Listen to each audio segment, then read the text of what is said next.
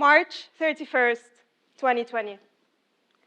Our world shrank from nearly 200 countries to one.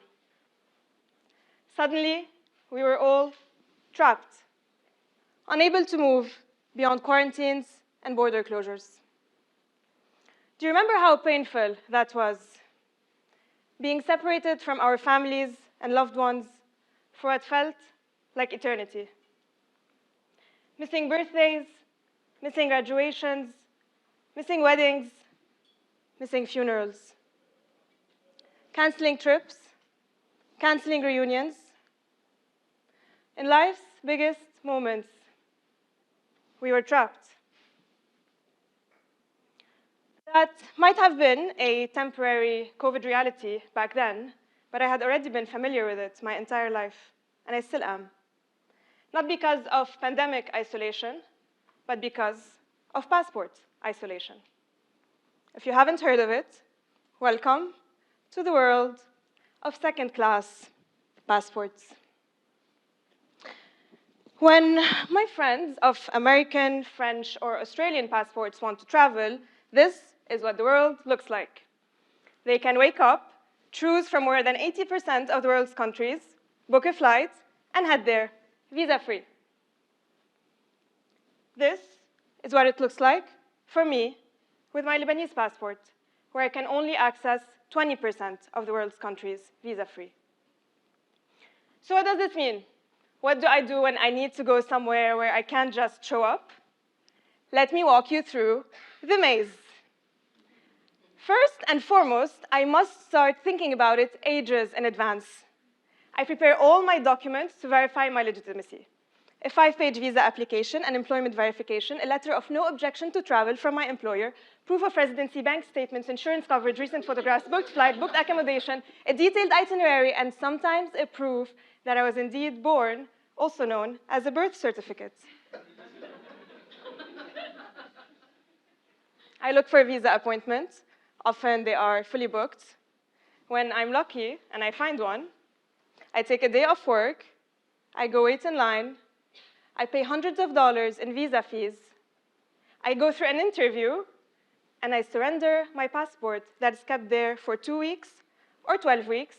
No one knows. And just like that, I'm trapped.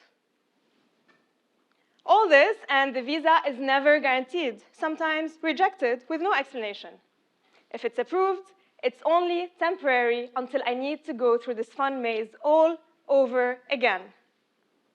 And if, like me, you work in a job with constant travel, good luck explaining to your manager with a first-class passport why you cannot travel because your passport is strapped to process the visa that you need to travel.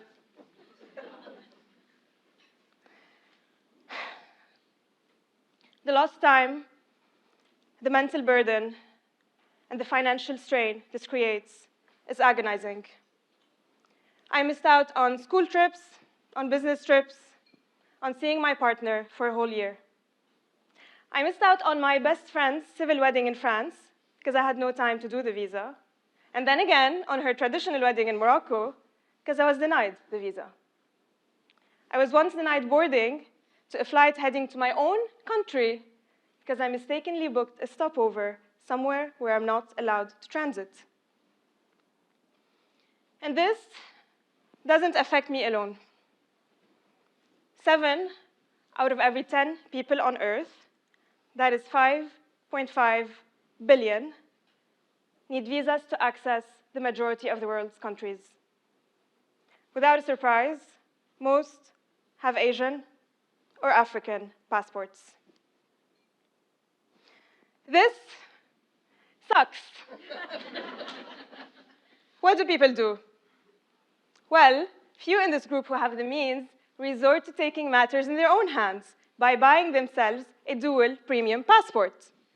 In fact, there's a whole booming and legal market out there to acquire better passports.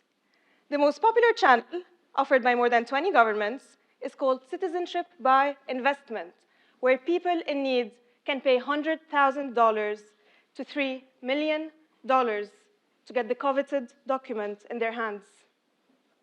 Not because they have any desire to emigrate, but because they want to buy their own human rights. Why would they pay this much, you ask? Because this is not just about travel, but also about accessing financial, educational, and healthcare opportunities where needed. It's about having an insurance policy that guarantees your personal security. It's about having what I call the freedom pass. I learned about the reality of this freedom pass when I was 12. In the summer of 2006, a war broke out in my home country. The single airport was bombed. Highways were not safe. We were trapped.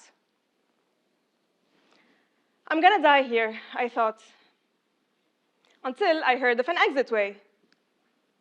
Mom, my school friends said they are escaping with their parents in the ship sent for evacuation. Can we leave as well? No, honey, we can't leave. The ships are not for us.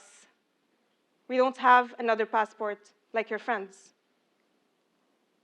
Then and there, I understood there were two classes of people: those who hold the freedom pass and those who don't. Now, how do we fix this? Where do we start? Can we even fix this? Yes. The status quo, an arbitrary classification of humanity, is not a given fact of life.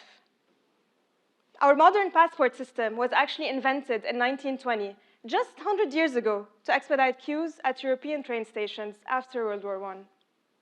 Before then, travel had been more or less unrestricted.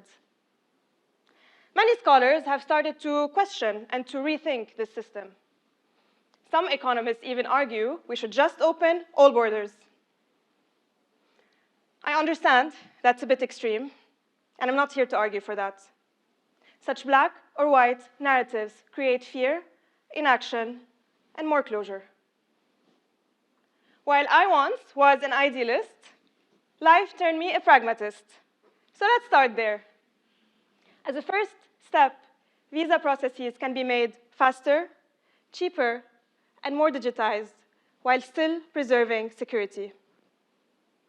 This may seem so daunting, but it really is not. In the past years, some governments, such as those of Thailand, New Zealand, and the UAE, have taken steps to improve the status quo by offering visitor visas on arrival or by making their applications quick and fully digital. At the same time, some startups are working on innovating within the current inefficient system. Such actions not only benefit visitors like myself, but the country's economies as well. In fact, the UN World Tourism Organization has shown that facilitating visitor visas can increase tourism by up to 25%, create billions of dollars of GDP, and millions of new jobs. While much more remains to be done, such progress steps are encouraging, because small steps can lead to powerful change. And for change to happen faster, it needs action, collaboration, and above all, it needs awareness. I believe that the status quo can and should be changed, and I hope you do too. Until then, I and 5.5 billion others will still abide by the rules of the visa maze, because we won't let arbitrary systems rob us from enjoying life's most precious moments. Thank you.